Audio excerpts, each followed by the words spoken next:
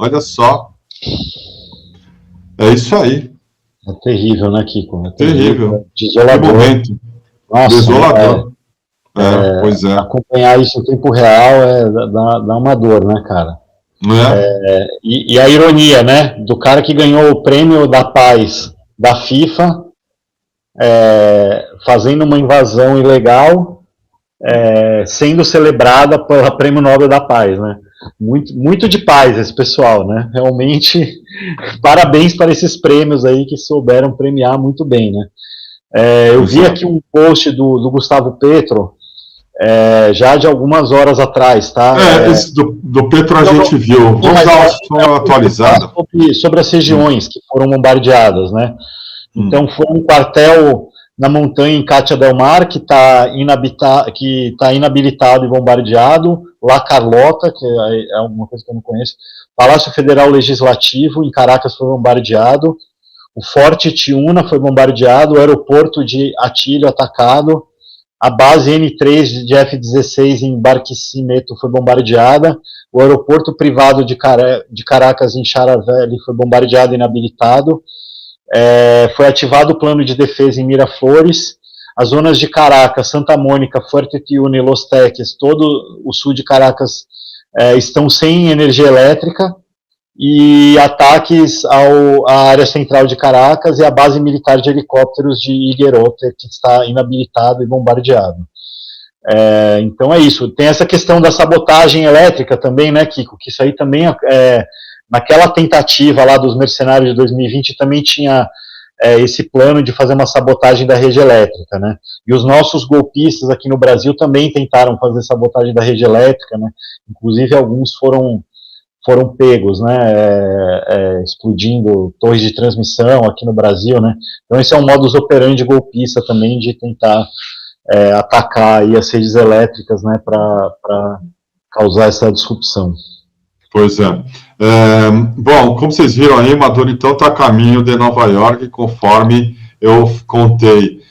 Deixa eu dar um update. Esse aqui é o Washington Post, fazendo uma elucubração sobre o que pode acontecer com a Venezuela em breve, tá?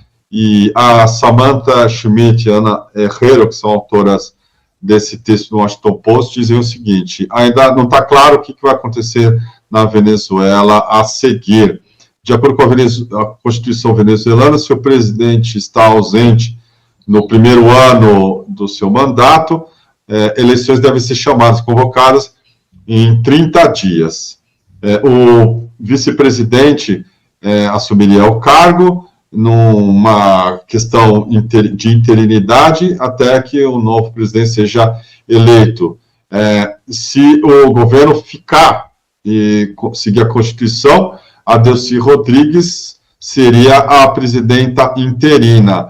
Nicolás Maduro está lá no terceiro mandato, eles dizem aqui, desde janeiro, depois de reclamar a vitória eleitoral sem ter as provas de que venceu.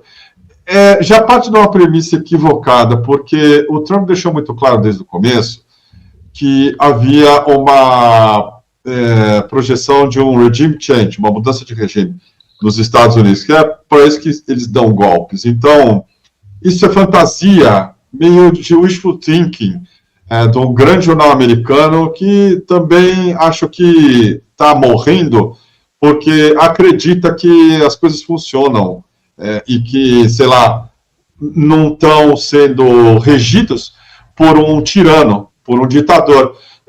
Assim, nem verdade eu gosto, né? Você acha? Muito provavelmente, o que nós vamos ver nos próximos dias aí? Uma guerra civil, e claro, com vistas a que essa Maria Corina Machado assuma a presidência lá da Venezuela. Então, o que vai acontecer, em tese, esquece.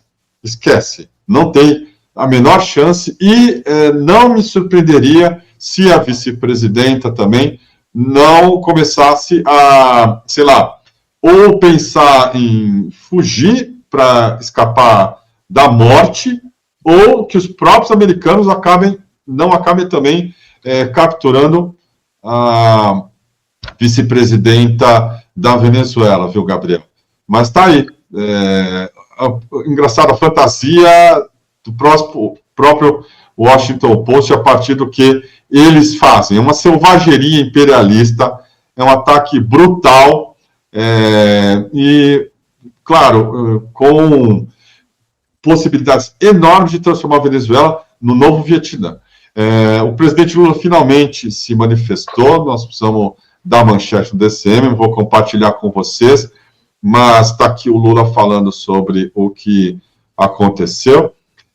Os bombardeios em território venezuelano e a captura do seu presidente ultrapassam uma linha inaceitável. Esses atos representam uma afronta gravíssima à soberania da Venezuela e mais um precedente extremamente perigoso para toda a comunidade internacional.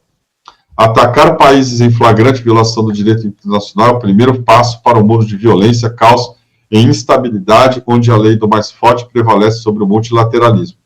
A condenação ao uso da força é consistente com a posição que o Brasil sempre tem adotado em situações recentes em outros países e regiões. A ação lembra os piores momentos da interferência na política da América Latina e do Caribe e ameaça a preservação da região como zona de paz. A comunidade internacional, por meio da Organização das Nações Unidas, precisa responder de forma vigorosa a esse episódio. O Brasil condena essas ações e segue à disposição para promover a via do diálogo e da cooperação. Isso aqui é uma declaração correta do presidente Lula. Ele estava, acho que nutrindo a esperança de ser o mediador dessa crise na Venezuela, mas evidentemente que o Trump não queria uma mediação para o que ele pretendia fazer, que é voltar para casa com a cabeça do Maduro. Como é assim, historicamente, Roma era useira de levar, por exemplo, o Vercingetorix é o líder da Gália que o Júlio César subjugou nas grandes vitórias dele, que depois o levam a ser ditador em Roma.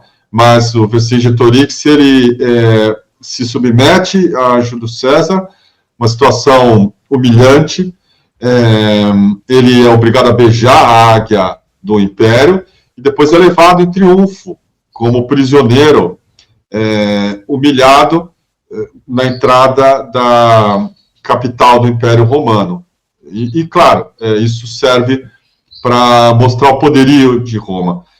Não é muito diferente do que os Estados Unidos gostam de fazer, e o Maduro ser jogado lá em solo americano está dando um recado de quem manda no planeta, quem são os fodões aí, quem é o poder de fato, que deve ser respeitado e diante do qual todo mundo deve dobrar os joelhos, que são os Estados Unidos. É isso que está sendo feito, é assim que funciona há muito tempo.